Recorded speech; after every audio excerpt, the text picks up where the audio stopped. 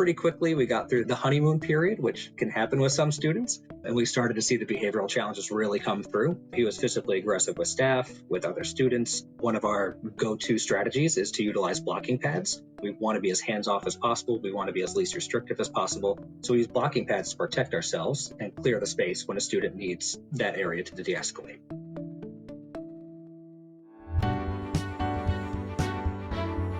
You are listening to The Sure Shot Entrepreneur, a podcast for founders with ambitious ideas. Venture capital investors and other early believers tell you relatable, insightful, and authentic stories to help you realize your vision. Welcome to The Sure Shot Entrepreneur. I'm your host, Gopi Rangan. My guest today is Stephen Crook. He's the executive director at AchieveKids. AchieveKids is a nonprofit organization. It's a non-public school. What does that mean? And what kind of families do they serve? We're going to talk a lot about that topic. I understand this is different from our regular conversations with venture capital investors about what they invest in and startups and all kind of topics. This is special because we're participating in a special event called Podcasthon with many other thousands of nonprofit organizations who have dedicated this week's episode to focus on a specific theme that they are passionate about.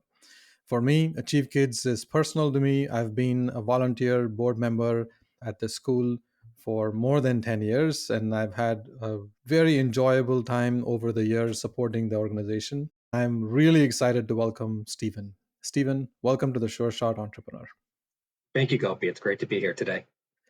Tell us about yourself. You recently moved to Silicon Valley to join AchieveKids. Where are you from originally? I actually grew up in a small town in rural upstate New York. The name of the town was Middleburg, population of about 3,000 people. Since then, I've moved to bigger and bigger places.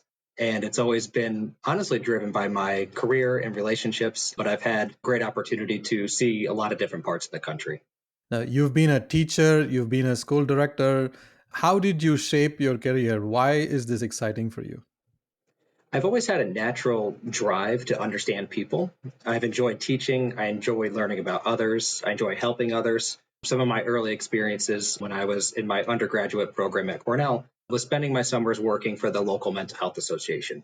So a lot of that was respite work, working one-on-one with autistic students, and honestly just spending time with them and helping give them an enjoyable summer experience. And I also found that really rewarding. So I started to really define what I wanted to do while I was in school. I made the decision to stay at Cornell to complete my master's in developmental psychology. And at that point, I knew the general area that I wanted to go into, but I wasn't entirely sure what was most appropriate for me. My first experience was a residence director at the William George Agency for Children's Services. It provided residential services for hard-to-place students, students with social emotional needs, students with developmental disabilities. So this was really my first experience in working with a really wide range of learners. After that, life took me to North Carolina, where I found a position as a therapeutic teacher at a private school. And I taught there for 4 years, and that was really working with students with significant social emotional needs. I taught kindergarten, I taught third grade, and I really just got invested in learning more about individualized learning plans, building relationships with students, and helping them find comfort in the classroom again. There are a lot of big words here. Some of it I'm familiar with. I want to ask you a bunch of dumb questions first. Sure. Yeah. What does one learn at the Master of Arts in Developmental and Child Psychology? What do you learn? You learn a range of different things. So obviously I had some of the standard things with learning how to inform my practice. So I worked through statistics, looking at different psychology courses, human development and biology. So understanding the development of a human over the lifespan, looking at what typical developmental milestones there are 0 to 1 as you move forward in life. Also took courses on human bonding. So there was a big range of experiences, primarily based around psychology. And what the master's program was really focused on was helping you develop a plan and develop research to help inform the field. So I was fortunate to have a mentor in Gary Evans at Cornell, and he helped me develop my thesis. And I was able to publish a paper in child development on the role of planning skills in the income achievement gap. So understanding the relationship between a child's upbringing and what their resources are and how that impacts their ability to plan and how that feeds into executive functioning as that individual grows up. I'm very curious now. Planning skills for income achievement gaps. What does that mean? What impact does it have on families? So what we found, and it's been a while now since I've reviewed my research, but what we found at the time is that there was a link in a child's ability to plan and looking at their poverty level, so their socioeconomic status. And we found that students who had limited access to books and their education may have looked different, where they were living, all these different experiences essentially in their environment impacted their ability to plan for the future. And other aspects of that from the social lens are the relationship between poverty and planning accurately and appropriately for the future. So a lot of times families could be living in, a general state of it feels more chaotic. It feels like it's less predictable. And from a very early age, that can have an impact on a child and their ability to plan for their own experiences moving into the future. It's fascinating how very early in your career, the work you did prepared you for the work you're doing today. The research you did focusing on children and development and how income has an impact, how society shapes because of the work that we do to support children and families, it is now coming back to you through your work at Achieve Kids. Let me start with, how did the transition happen? How did you go from a New York boy to a California boy? And that happened a few years ago.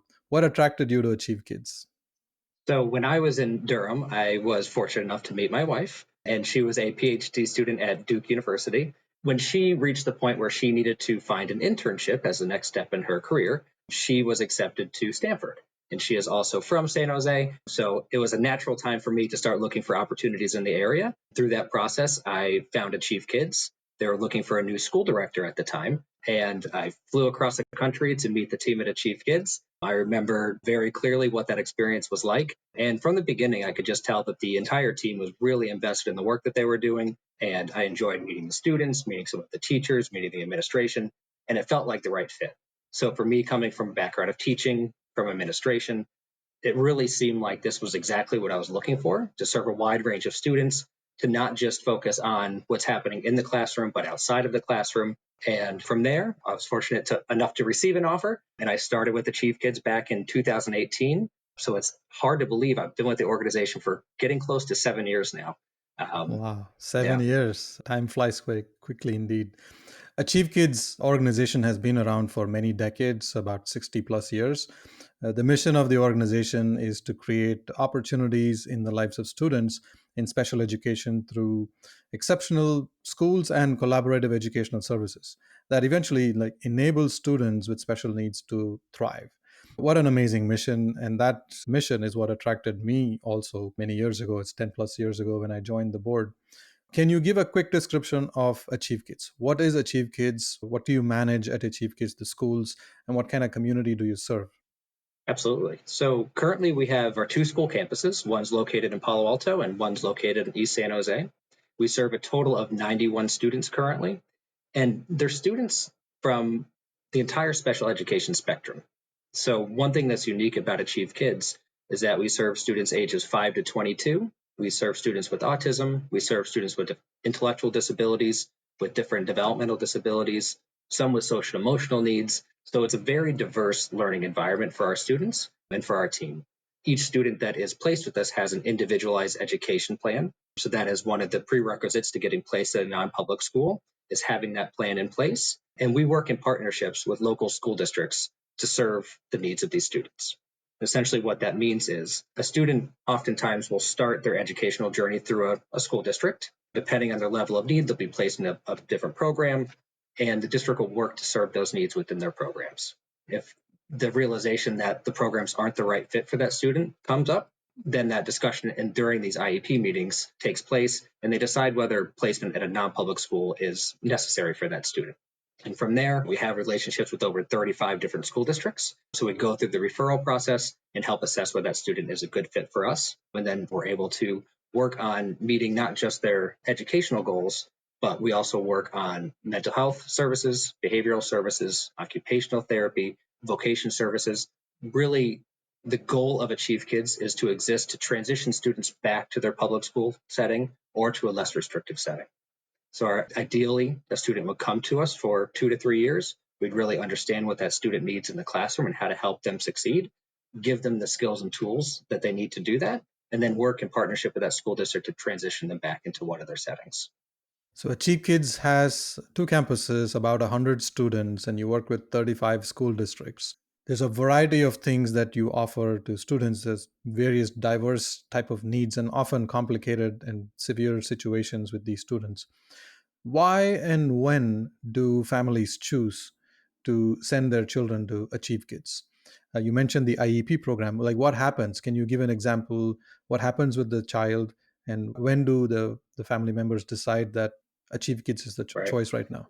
Most often, students are referred to us because of significant behavioral challenges in the classroom. The student's unable to engage appropriately with their peers, is unable to engage in their lessons, may become disruptive.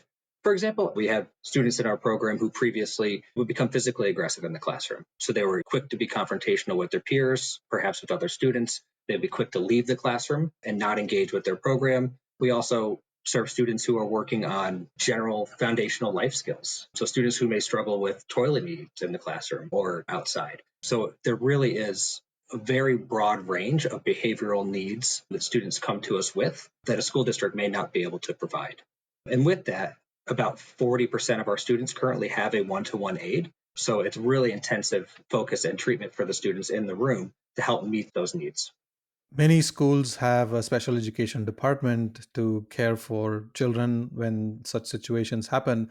But when the situation goes out of control and there's special ed teams at the school premises, the public school premises, they cannot handle it themselves, then they flag and they say that, well, you need a more specialized educational institution like Achieve Kids. And that's when they start referring children to non public schools like Achieve Kids. You mentioned that the students usually come to Achieve Kids and stay for a few years and then eventually transition back to regular school. And I understand that Achieve Kids serves children between the ages of 5 to 22. What kind of classrooms, what kind of infrastructure do you have that serves these children? That's a good question. So, a few years ago, we implemented an academy program. So, because our population of learners is so diverse, we wanted a way to conceptualize our learning communities within the school. So, we developed what we refer to as our Scholars Academy and our Independence Academy. It's all within the same school. We try to keep the classrooms close to one another within the school and then assign both staff and service providers to that academy so that there are shared knowledge pools and a deeper understanding and knowledge of the students in those classrooms within the academy. So, for example, our Scholars Academy generally serves students who are focused on social emotional skills in the classroom, working on communication, working on academics, whether they're working at grade level or below. We really work to tailor their curriculum to meet those levels. They often work closely with our mental health therapist. Sometimes those students will do occupational therapy or speech therapy as needed, but it's a way to create a pathway within the school for those students who stay with us for multiple years. Sometimes it can be challenging to keep that internal pathway for a student moving between rooms because when we have 8 classrooms per campus, the options are limited when the classrooms are so diverse. But this is really an intentional way to keep a student moving between our rooms because we know it's so important to practice these transitions internally in a safe place before they're able to do that into a larger environment like a school and a school district. On the other side, we have our Independence Academy. So these are for students generally with developmental disabilities. So a bigger focus on communication, self-advocacy, foundational living skills, independent living skills, really helping a student develop greater independence both in the classroom and out of the classroom. Some of these classrooms are in the community daily. So the vocational aspect is a big part of our program, helping connect students to both volunteer and paid job opportunities within the community. So those programs can look vastly different from those in our Scholars Academy. So if you're on a tour of Achieve Kids, you might walk down one wing and see a classroom of kindergarten to first graders sitting at their desk with a teacher in the front of the room with aides walking around helping those students engage in the curriculum.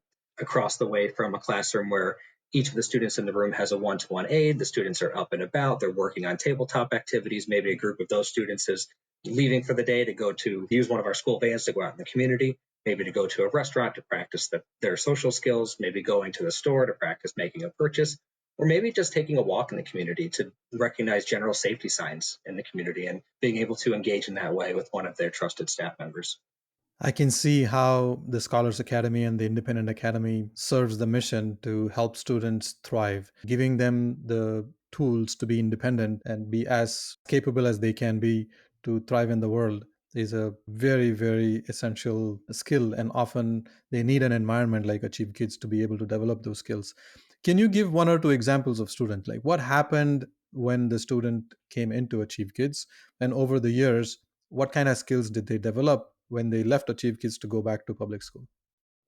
So the first student that comes to mind was a student who enrolled with us back when I was the school director at our San Jose campus. He was in first grade. The referral came to us. At the time, he had two staff with him at all times during the day. It was also on a modified school schedule within their school districts. They were really struggling to meet his needs in their program. It was demanding a lot of staff attention, and he wasn't engaging with this curriculum. And he was the profile of one of our Scholars Academy students.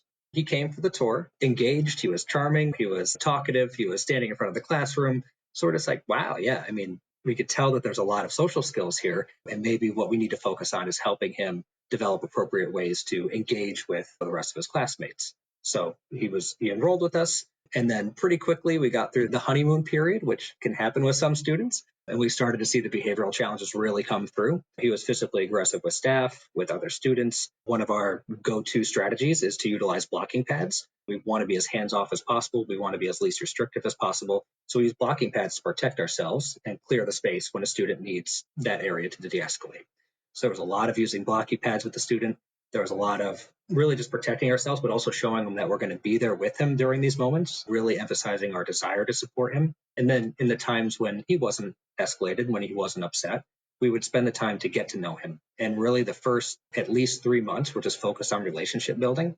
We understand that when students are referred to us, they come to us because their previous classrooms weren't successful. So they no longer have that positive association with school. What we want to do is help them feel comfortable in a classroom, and that takes time. And so a lot of it was focused on helping him understand what his unique strengths were, giving us a better understanding of what those triggers were, helping him just be around others. And really, step one for this student was just being in a classroom, not even engaging with the lesson, but just being able to sit in the classroom and be around other students who are operating at different levels.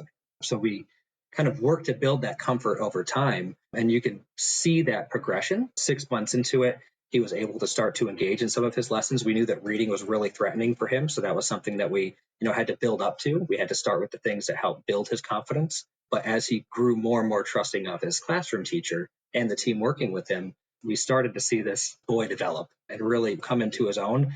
And he's been with our program for 3 years now. I saw him in the hallway earlier. He's just giving me a big wave. We honestly here don't see any behavioral challenges. He's comfortable with the group. We know what works for him. He's likely getting close to that transition back to a school district. And then for me, just to reflect on 3 years ago when he couldn't spend 5 minutes in the room without getting upset, and sometimes would spend half the day in the playground just trying to engage in some level of conversation with someone, to where he is now, is just really rewarding. Wow, this is fascinating. This is a transformational experience for the student. And I can imagine how the parents see the change in the student and how happy they might be. I can see why this is difficult and it's not easy. And I can also see the benefit it brings to the student himself and, of course, the families as well. I'm curious to understand if you can share some trends on what kind of families do we serve, and are there some statistics you can share, like how many boys, how many girls, and what kind of severity do we see? Can you share some thoughts on what kind of population we serve and why Achieve Kids is important for that community? The population we serve is really diverse, both in their backgrounds, their family life, and that's really why it comes down to developing relationships. That really is step number one. When a student starts in our school, we need to understand, to the extent possible, what their experiences outside of school have been, build that trust with a family, get as much information as we can to help inform our approach with that student. Sometimes not every family wants to have that high level of connection, and we respect that, but we leave those doors open because we understand the value of communicating. That helps us understand generally what their circumstances are so we can best work with their student. And that's always the angle that we take. We want to do everything that we can to support you, to support your child, and just to help ensure that there's continuity between what we're doing at school and in home. It's a big range of socioeconomic status. Just given the area where we are, there really is a vast range of families that we serve, different ethnic backgrounds. The one stat that does stand out is we are, I would guess, 95% male with our student population. It may be closer to 90, but the vast majority are male. Why is And that? It's a good question. I think there's a lot of ways to think about it. I think one of the ones that stand out is because students are referred to as for behavioral challenges first and foremost. And oftentimes I think that male students tend to externalize that more. So sometimes when we get a referral for a female student and we're seeing some of those externalized behaviors, it's a little more unusual for us to see. So I think the number of male students who externalize those to the point where a teacher, a team is saying, this is above and beyond what we can manage in the classroom. And sometimes that can be related to physical size. But I think there's a lot of different reasons. So it's a good question. I don't have a perfect answer for it, but I do think the externalizing behaviors is likely one of the main factors. Yeah, aggressive behaviors are difficult to manage, Yeah. and it's disruptive in a group setting, and Hmm. the teachers find it very difficult to contain that impact of that negative behavior in the class, and they want to focus on teaching, and it does have a huge impact on others in the surroundings. So if we can learn how to manage this is Yeah. a very useful skill. And I think we all need to learn these skills. It's not only for these children whom we call special needs. This is life skills that would be useful for everybody. I can personally say in my experience teaching, it's helped me reflect on my own experiences a lot more. I spend a lot of time thinking about what a child's experience is like and help to understand why they may be doing something that they're doing or the emotions that are connected to that behavior. And over time, it's helped me reflect on my own. And that can be threatening for everyone, including adults, to be able to kind of create that space to think about why you may be doing certain things. But it's helpful for everyone. And sometimes it takes a trusted person to create that space to get it out there or at least help you understand your own experiences. So I think everybody could use some level of support. Our students come to us because they need a bit of a higher level of support in the beginning. And then we see that kind of change throughout their course of time with us to the point where they can be more independent. They likely will still need those support networks, but everybody does. So it's understanding what that right level is. And that's why we're always talking about the least restrictive environment. That comes down to a student's level of independence. And really what was echoed in our mission is that we want to promote independence. We want to create greater opportunities. And that can look different for every student that comes to us. It takes a lot to serve these students. Who's on your staff? Who are these faculty? What do they do? What are their backgrounds? How many people do you have? We have close to 100 students. We have close to 100 staff. So it takes a big team to do the work that we're doing. And one of the reasons I've stayed with the AchieveKids is because I think the team is amazing. We're fortunate to have a wonderful group of paraeducators and teachers and service providers. I refer to those as our program staff who are really doing the core work of AchieveKids in the classroom directly with the students. And one of the really cool things about AchieveKids is that we have some employees who have been here for a year, maybe two, getting experience in special education, want to see the range of learners out there, understand kind of what their path may be for themselves. We also have employees who have been with us 10, 15, up to 30 years and more. So people really get dedicated to our mission and it shows. They're here every day. It's not easy work. It's emotionally draining and challenging, but the team aspect of it, I think, is what allows people to do it for a long period of time. And then we do our best to strategically use our experienced employees to help mentor our younger ones or newer ones. And then we just really echo that team approach because no one person can do the job that we're doing. It really takes a team. You need to have people to digest some of these experiences with because I've been here for 7 years.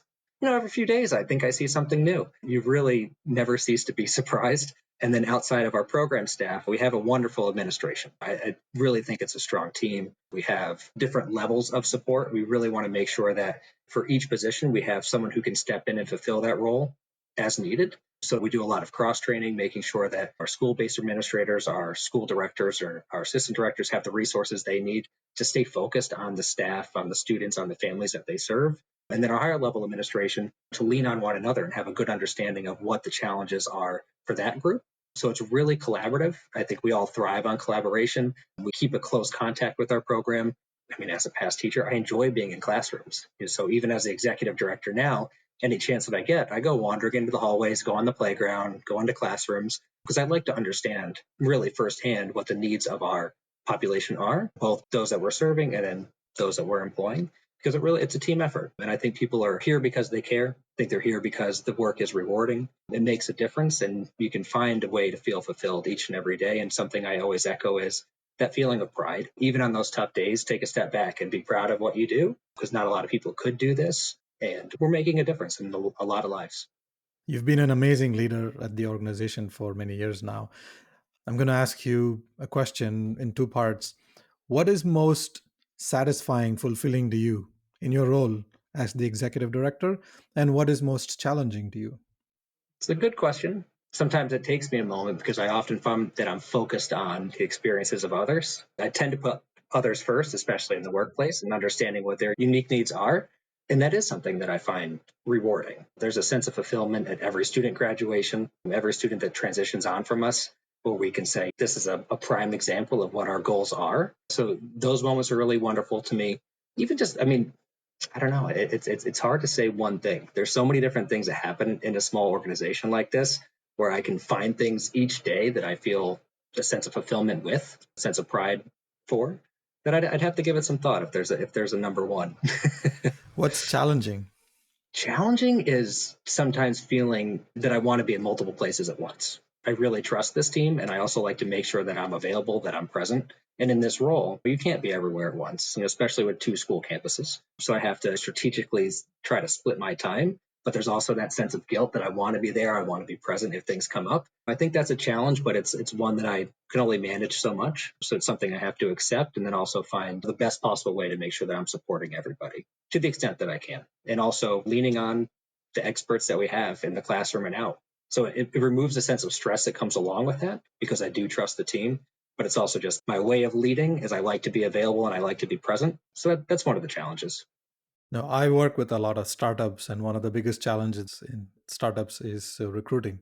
Finding good talent and Yeah. retaining them is very hard. And in your world with teachers, it's even more difficult. Yeah. The area we live in, Silicon Valley, San Francisco Bay Area, is so expensive. It must be quite challenging for you to attract high quality teachers and other staff as well and retain them.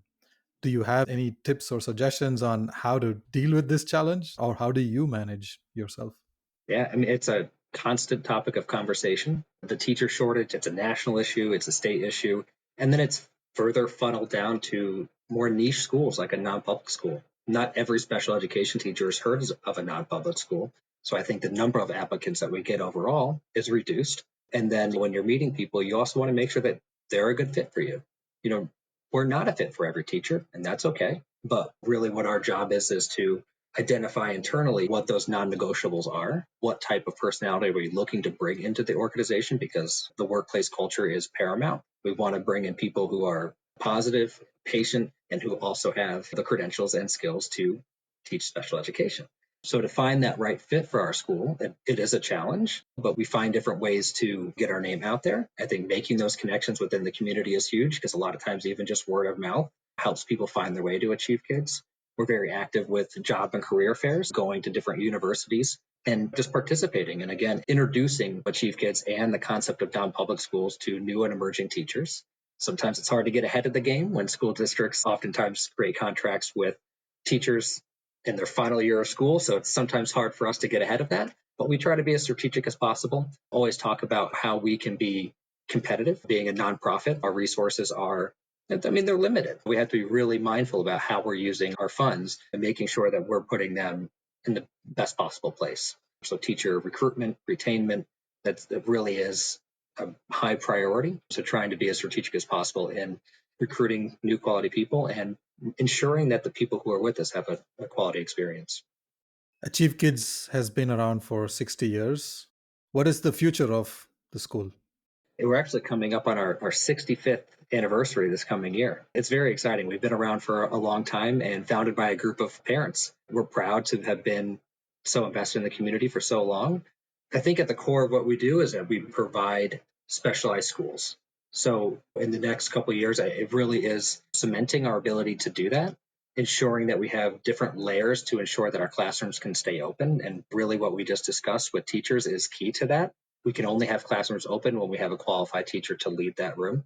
So that really will remain our focus, ensuring that we're staying connected with different teacher development programs. We've put a lot of investment into developing our own teachers, and we've had success with that through various teacher residency programs. And that's where we found, I think, the most success. It's someone starting as a paraeducator in one of our classrooms, entering a program, and we're fortunate to have connections to programs that offer discounted tuition rates. We have different scholarships internally. We have professional development funds. We want to do everything we can to reduce that barrier to somebody getting that teaching credential. And we currently have multiple teachers on each campus who've gone through that process with us, who are now teaching our classrooms. So they know what our classrooms are like. They know what the organization's like, and they're dedicated to teaching for the future. So I think the more we can invest in that, the more we find these pipelines to grow teachers and help the overall shortage as a whole, that it really is a top priority for us going into the future. It's great to see that despite all the challenges that you have and your plate is full with so many things that you need to do, you're also looking at innovative ways to support the teaching community. And I understand that a few years ago, there was a transition program created to support students who finish schooling at AchieveKids at the age of 22. They have a smooth transition to the real world outside. It's so nice to be able to see that there are innovative things that you're focusing on every year. There are some things that you look at to see how you can improve. We're coming to the end of our conversation, and I usually ask my guests what kind of community activity you are involved in. And this whole topic is about how you are deeply involved in our community. So I'm going to change the question to ask you about your hobby. You have changed your location from New York to North Carolina to here. How do you enjoy living in the San Francisco Bay Area? What kind of hobbies do you pursue? That's a good question. My hobby for the past 10 months has been my new daughter. So she demands most of my time, and I don't complain at all because it really has been a blessing. But for myself, what's always been the case, and maybe this is due to growing up in a rural area, is that I just enjoy being outside. So if I can find any opportunity to go for a hike, go for a trail run, just explore someplace new, I really find a lot of enjoyment in that. And as much as I enjoy engaging with people on a regular basis, sometimes getting as far away from people as possible, I think it's good for the soul. So we're really fortunate to be in an area where there's so many different places to explore. There's different hiking trails, and I have my family to now do that with. So that's a great way for me to spend my time. And I also have a wonderful 9-year-old German Shepherd at home. So she keeps me quite entertained. Well, you have picked up an expensive hobby. I hope you get a chance to spend a lot of time with your daughter. It's such a precious time when these kids are little and young. Thank you so much for sharing your personal journey through this space in special needs. You've shared a lot of candid, specific examples of how AchieveKids serves the community, serves students, and examples of how students have transformed through the services that we offer at AchieveKids. Thanks a lot for sharing your nuggets of wisdom with the world. Thank you, Gopi. I appreciate your time. Thank you for listening to The Sure Shot Entrepreneur. I hope you enjoyed listening to real-life stories about early believers supporting ambitious entrepreneurs. Please subscribe to the podcast and post a review. Your comments will help other entrepreneurs find this podcast. I look forward to catching you at the next episode.